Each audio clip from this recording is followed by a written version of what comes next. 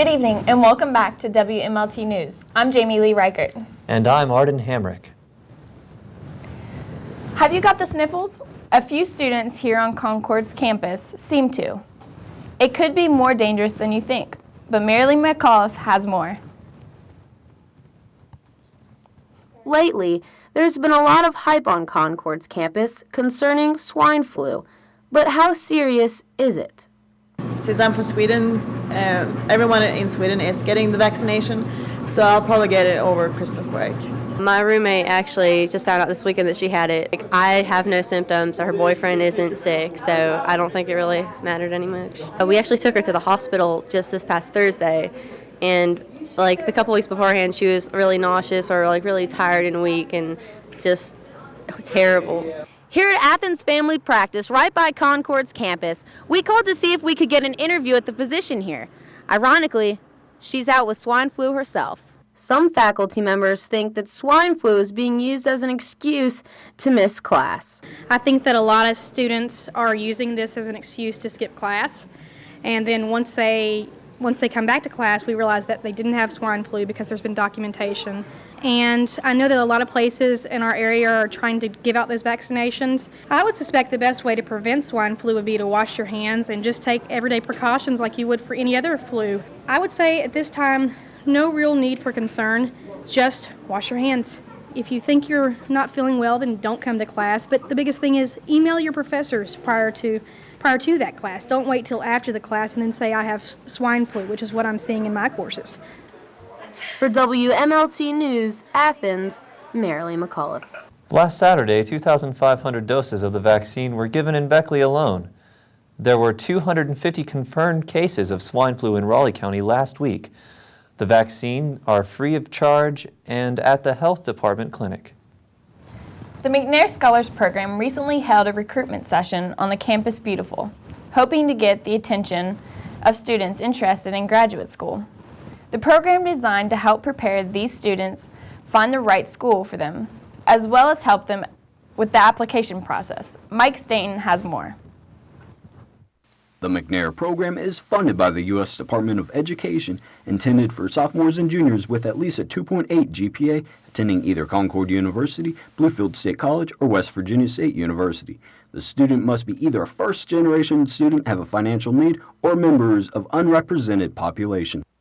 Our major mission is to help students that are in college that want to go into graduate school, to help them become more competitive in that graduate admissions process. Some advantages of participating in the program is a student may receive up to $2,800 research stipend, room and board on campus during the summer internship, opportunities to visit graduate schools, assistance in applying to those graduate schools, and much, much more.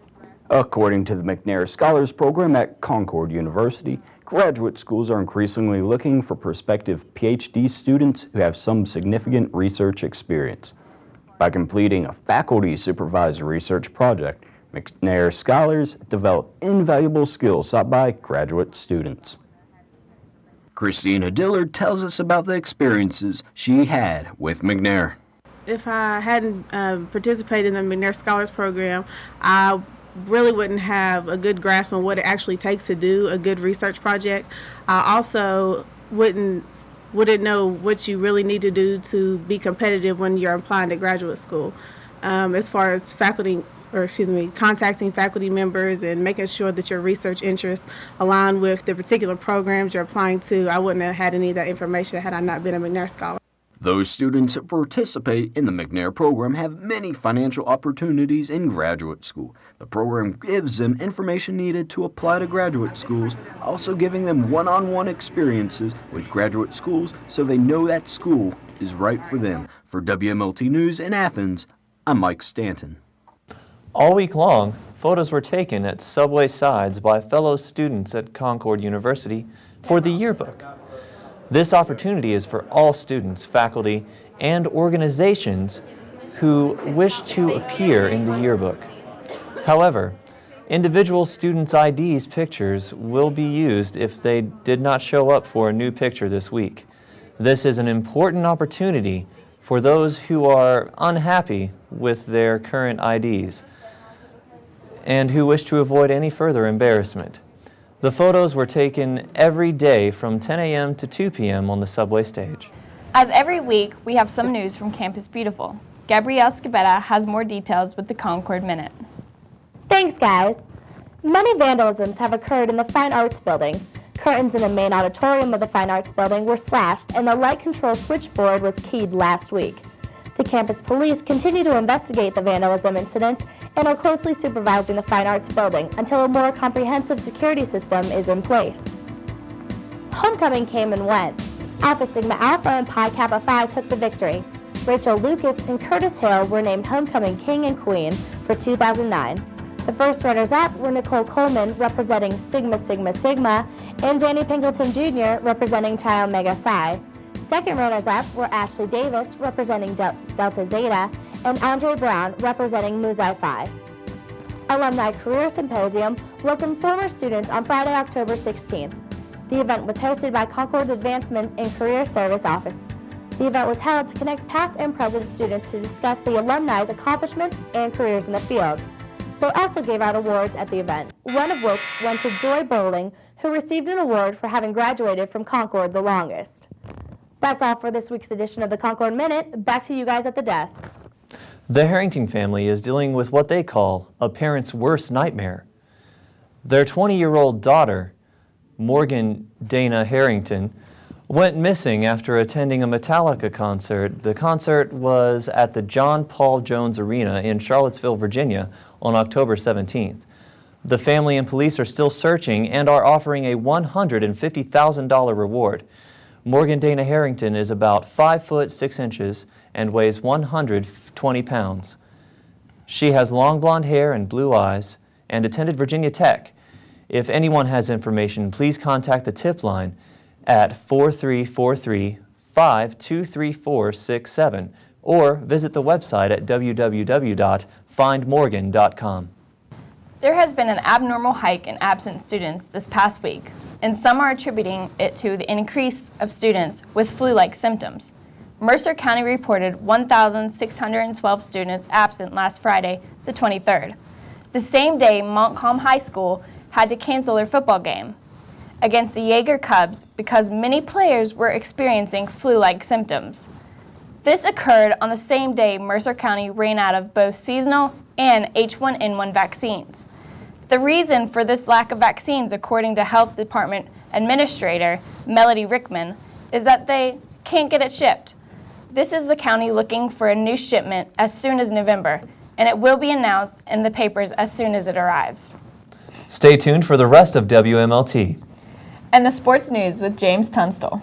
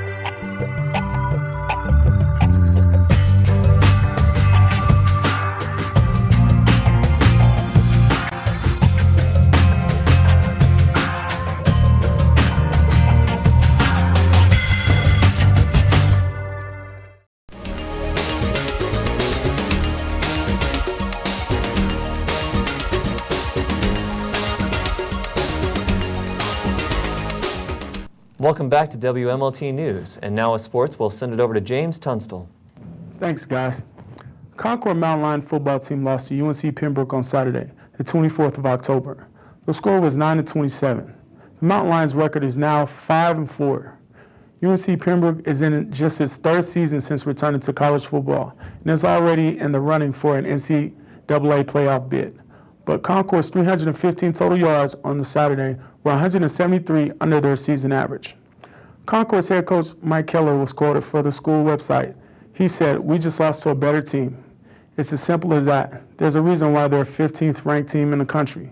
They've got a good program going." The Mountain Lions men's soccer team has been improving.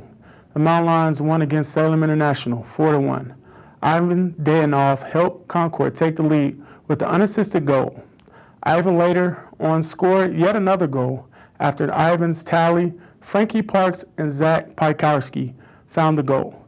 This win ended Concord's WEVIAC schedule at 2-7-1, thus raising Concord's overall record 5-10-1. Concord's men's cross-country team has been finding itself in the lead this season. The men finished third at the WEVIAC championship. The women's cross-country team, who has been the underdogs all season, has risen to the top. The Lady Mountain Lions came in third as well as the WEVIAC championship. For more listings of the Concord sports, please visit cumountainlions.com. WVU has a team that is hard to stop this season. WVU won again Saturday to Connecticut 24-28, making their overall schedule of this season 6-1. Marshall has been hard to stop as well. Marshall beat UAB on Saturday. The score was 27-7, thus making their overall schedule of this season 5-3. That's all for sports. Back to you all at the desk.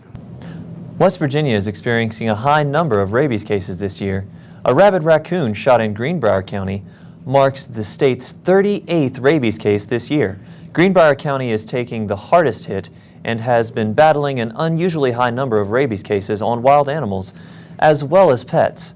At least 4 animals have been euthanized after encounters with rabid animals. A U.S. Department of Agriculture rabies vaccine arrived last month and was distributed in the western end of the county. However, not in the area where most cases have occurred. Protect your pets by having them vaccinated at your local vet.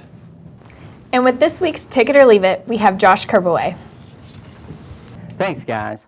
Welcome to the first edition of Ticket or Leave It for this fall. I'm Josh Kerbaway. A lot of blockbusters have been hitting the silver screen this fall, and I was lucky enough to see a few myself. Zombieland is a personal favorite because it was just a nice surprise.